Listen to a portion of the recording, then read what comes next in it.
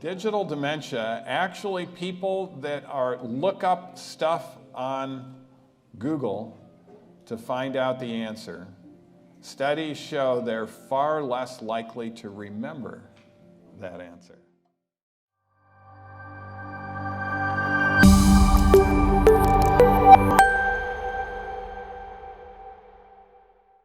Increasing evidence, body of evidence, that shows that the time we are spending on screens or digital devices is interfering with multiple things.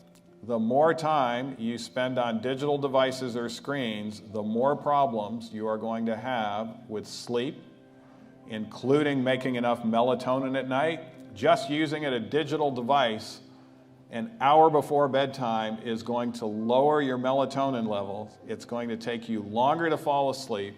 You're going to be more likely to wake up in the middle of the night and not be able to go back to sleep. And when you do get up the next day, you're going to be groggier and you're going to want to delay your circadian rhythm clock, which means you want to continue to go to bed later and later. There's something else that happens with screens. And studies show the more you look at images, the lower your self-worth is going to be. And you know, these images that people get jealous of, they don't realize that sometimes they took 1,000 images to find the one that looks least like them, and that's the one they posted up there. And so studies show the more you look at images, the lower your self-worth will be, and the more unhappy you will be. Also, it has an adverse effect on memory. This is pretty interesting studies, but we are running into problems even in young people called digital dementia. Digital dementia, actually people that look up stuff on Google to find out the answer, studies show they're far less likely to remember that answer. And when there's a lot of information at our fingertips, all this information that swirls around us is actually far less likely to be learned permanently. Attention spans are also adversely affected. And this has to do with an area of the frontal lobe called the anterior cingulate gyrus. It's your working memory. And in order to have a very good brain, you have to have a good working memory. This is where you're able to store what you've learned in that brain for at least a minute or two, so it can be stored in the permanent sections of the brain called the temporal lobe of the brain. And it turns out this is the area that improves with focused attention. Focused attention is at an all-time low. Studies show that when people get on their devices to do their homework, for instance. And this is, of course, a lot of the excuses of kids today. Well, I've got to be on my screen because I've got to do my homework and my professor has assigned this. But studies show that once they're on the screen to do their homework, they have fully the intentions of being there an hour to do their homework. But 99% of them within 5 minutes are no longer doing their homework.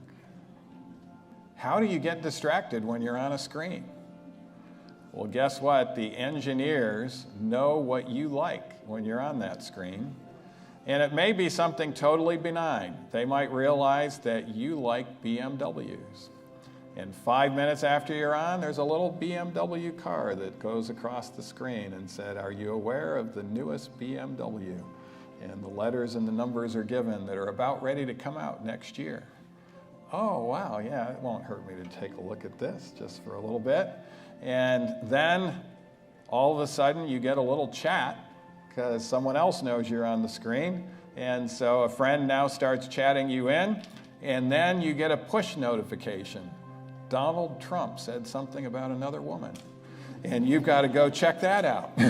And so this whole aspect of driven to distraction shrinks the anterior cingulate gyrus of the frontal lobe. And so if you can't pay attention, not only can you not learn, but you are going to have problems managing your emotions. And you are going to have some significant emotional problems coming your way. And then when the frontal lobe goes down, creativity goes down. It's interesting, we've known for a long time, the movie producers that make the most money and are the most sought after movie producers themselves do not watch entertainment television or movies because they know it's going to suppress their creativity. They might look at what someone else did for 90 seconds or so, but they're not going to sit there and watch the whole thing because that rapid scene of reference is going to start shutting down their frontal lobe. Productivity also declines the more we are on screens. A lot of people ask me, one of the most common questions I get as I travel around is, how is it that you're able to get so much done? You know, you write books, you run programs, you see patients, you speak at multiple places, you fly airplanes, you do all of these things. And it's actually pretty simple. Live a screen-free life.